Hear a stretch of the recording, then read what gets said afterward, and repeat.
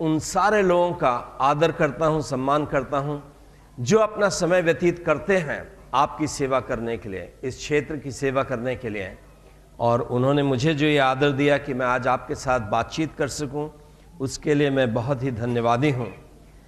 जिस दिन Nobel prize, Nobel पुरस्कार किसी विश्वविद्यालय को सेवा के लिए दिया जाना होगा तो आपके विश्वविद्यालय को वो ज़रूर मिलना चाहिए, उस सूची में आपका नाम होना चाहिए।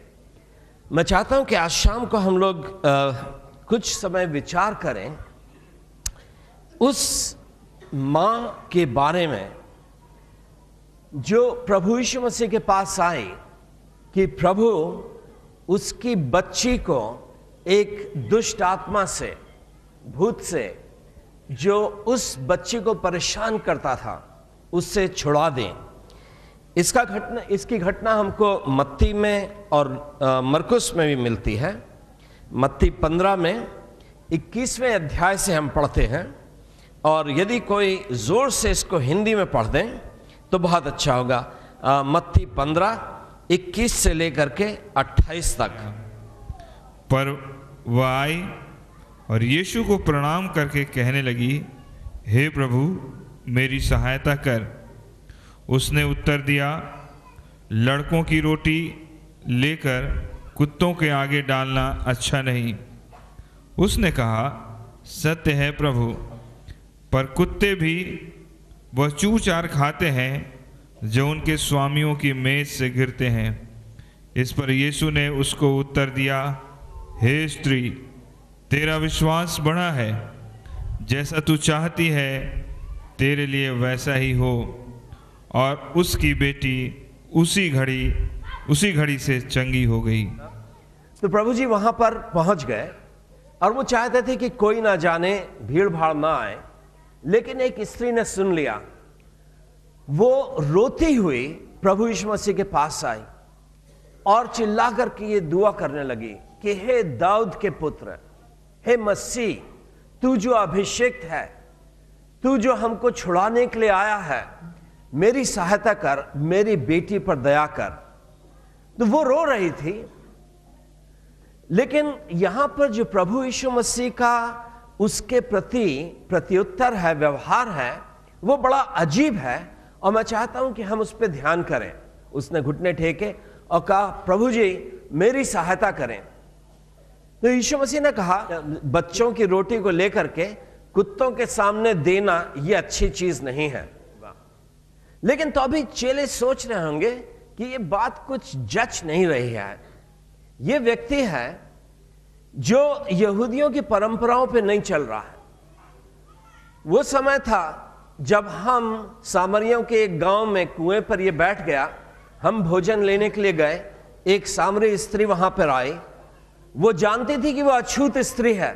ये उससे कहता है कि मुझे पानी पिला। वो खुद कहती है कि मैं तो स्त्री हूं, मैं तो सामरी हूं, मैं तो अछूत हूं, तू यहूदी है, तू धर्मगुरु है, तू मुझसे पानी कैसे मांग सकता है। ये वो व्यक्ति है जो एक कोढ़ी को छूता है, जिसको हम अछूत मानते हैं, जिसको हम पत्थर मारते हैं, जिसको हम भगाते हैं, ये उसको छूता है, उसको चंगाई करता है। ये अछूतों को छूने वाला परमेश्वर है, प्रभु है, धर्मगुरु है। लेकिन एक और दुष्ट आत्मा है जो किसी को दिखती नहीं है, क्योंकि समाज ने उसको स्वीकार कर लिया। उस दुष्ट आत्मा ने समाज को जकड़ लिया है और वो चेलों के मन में भी है। प्रभु यीशु मसीह के चुने हुए चेलों के मन में उस दुष्ट आत्मा ने अपना स्थान बना रखा है, क्योंकि वो भी इस गैर यहूदी को, अन्य जाति को एक अछूत स्त्री के रूप में देखते हैं। वो अपने पड़ोसी से अपने समान प्रेम नहीं करते हैं, अपने पड़ोसी को नीच समझते हैं, अछूत समझते हैं। ये दुष्ट आत्मा ने उनको अंधा कर रखा है, उनके मन पर अपना वश कंट्रोल कर रखा है। और प्रभु यीशु मसीह उन सब लोगों को दिखा रहे हैं कि समस्या इस महिला की दो है। एक समस्या तो वो भूत है जो इसकी बच्ची में लगा हुआ है, और दूसरी समस्या वो दुष्ट आत्मा है जिसने समाज की आंखों को अंधा कर रखा हुआ है। इसलिए जब ये महिला घुटने पर आकर के ये कहती है कि प्रभु, जो कुत्ते हैं वो भी बच्चों की मेज से गिरे हुए टुकड़ों को खाते हैं, मुझे भी एक टुकड़ा दे दे, मेरी बच्ची को भी चंगा कर दे। तो प्रभु कहते हैं कि हे महिला, तेरा विश्वास बड़ा है। इब्राहिम जो था वो विश्वास का पुरुष था, विश्वास का व्यक्ति था, ये उसकी संतान है। इसका विश्वास वैसा ही है जैसा इब्राहिम का विश्वास था। ये सच्ची यहूदी है। और प्रभु कहते हैं कि तेरे विश्वास ने तुझे चंगा किया, तेरी बच्ची को चंगा किया, तू कुशल से चली जा।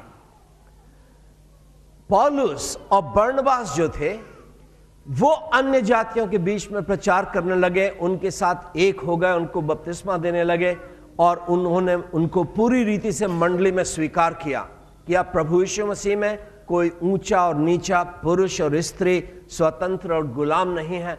हम सब प्रभु यीशु मसीह में एक देह हैं। एक नया मंदिर वो बना रहा है जिसमें हम सब जीवित पत्थरों के समान एक नया मंदिर बन रहे हैं।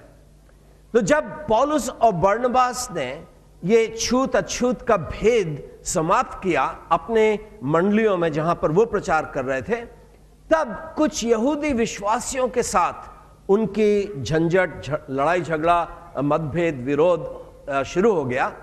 और उस विरोध को लेकर के बरनबास और पौलुस यरूशलेम में वापस आए और यरूशलेम में काउंसिल हुई। जो विद्वान मसीही हैं, बुजुर्ग मसीही हैं, उनके बीच में भी मतभेद होता है, लेकिन उस मतभेद को सुलझाने के लिए एक दूसरे से बात करके, प्रार्थना करके, परमेश्वर को, आत्मा की बुद्धि को खोज करके प्रेम से उन समस्याओं को निपटाया जा सकता है। और प्रेरितों के काम के पत्र में 15वें अध्याय में हम पढ़ते हैं कि इस समस्या पर चेलों ने, जो प्रेरित थे, उन्होंने निर्णय लिया कि जितनों ने प्रभु यीशु मसीह को स्वीकार किया, बपतिस्मा लिया, पवित्र आत्मा पाया, वो चाहे किसी भी जाति के हैं, अब एक हैं, भाई बहन हैं। और हम उस पुरानी नीति को नहीं मानेंगे जो दूसरों को अछूत और नीच समझती है। याकूब 2 उसके पहले पद से 8वें पद तक, हमारे महिमा युक्त प्रभु यीशु मसीह पर तुम्हारा विश्वास पक्षपात के साथ न हो, क्योंकि यदि एक पुरुष सोने के छल्ले और सुंदर वस्त्र पहने हुए तुम्हारी सभा में आए और एक कंगाल भी मैले कुचैले कपड़े पहने हुए आए और तुम उस सुंदर वस्त्र वाले का मुंह देखकर कहो तू वहाँ अच्छी जगह बैठ, और उस कंगाल से कहो तू यहाँ खड़ा रह या मेरे पाँवों के पास बैठ, तो क्या तुमने आपस में भेदभाव न किया और बुरे विचार से न्याय करने वाले न ठहरे? हे मेरे प्रिय भाइयों, सुनो, क्या परमेश्वर ने इस जगत के कंगालों को नहीं चुना कि विश्वास में धनी और उस राज्य के अधिकारी हों जिसकी प्रतिज्ञा उसने उनसे की है जो उससे प्रेम रखते हैं, कि तू अपने पड़ोसी से अपने समान प्रेम रख। सचमुच उस राज्य व्यवस्था को पूरी करते हो तो अच्छा ही करते हो।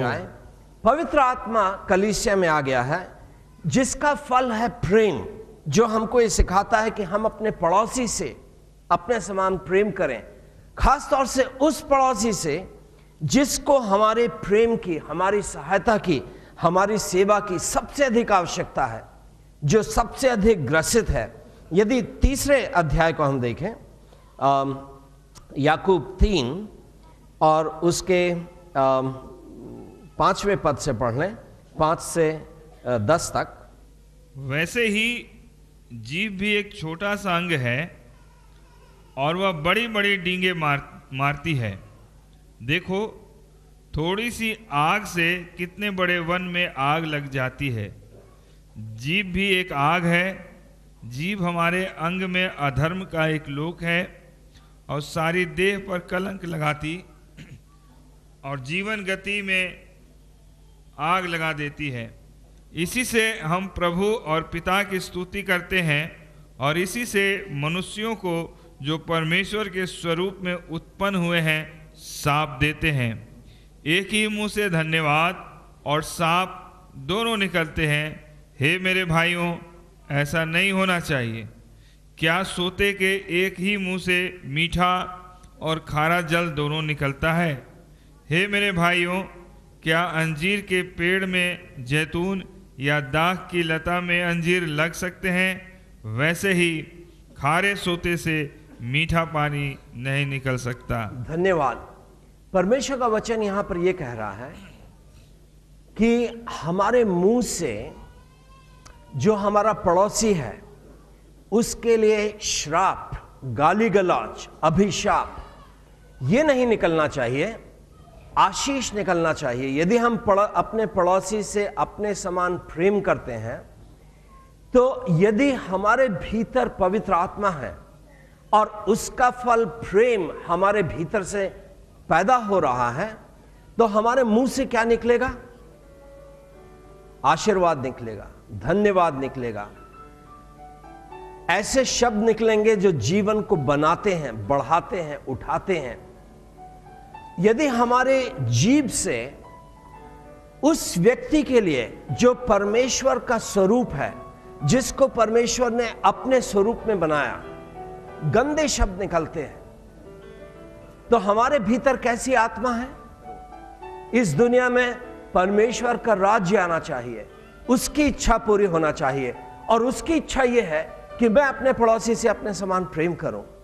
चेले उस महिला से प्रेम करें, उस बच्ची से प्रेम करें और उसको दुष्ट आत्मा से छुड़ाएं, उसको नीच ना समझें, उसकी सेवा करें, उसको अपनाएं, उसको परमेश्वर की पुत्री के रूप में अपनाएं। यह परमेश्वर का वचन आज हमारे लिए है। आइए हम अपने सिरों को झुकाएं और प्रभु से प्रार्थना करें कि जिस भी प्रकार की दुष्टता ने हमारे हृदय को अपने वश में किया हुआ है, जिसके द्वारा दूसरे पीड़ित होते हैं, दूसरे आंसू बहाते हैं, उस सारी दुष्ट आत्माओं से प्रभु हमको छुटकारा दें। हम परमेश्वर की पवित्र आत्मा की मांग करें कि प्रभु, हम अपनी जीभ से उन व्यक्तियों को श्राप देते हैं, गाली देते हैं जो आपके स्वरूप में बनाए गए हैं, लेकिन आज हम प्रार्थना करते हैं कि पवित्र आत्मा हमारे ऊपर उंडेला जाए, कि हम उस सारी दुष्टता से स्वतंत्रता पा सकें और पवित्र आत्मा से भरपूर हो जाएं, कि हम अपने पड़ोसियों से अपने समान प्रेम करने वाले, उनका आदर करने वाले, उनकी सेवा करने वाले बन जाएं। ये परिवर्तन प्रभु जी अपने इस दरबार में, जो आपका दरबार है, जो आपका राज्य है, उस अपने राज्य में उंडेल दें, ताकि इस राज्य में आपकी इच्छा पूरी हो, शैतान की कोई भी इच्छा किसी भी प्रकार से हमारे बीच में पूरी ना हो।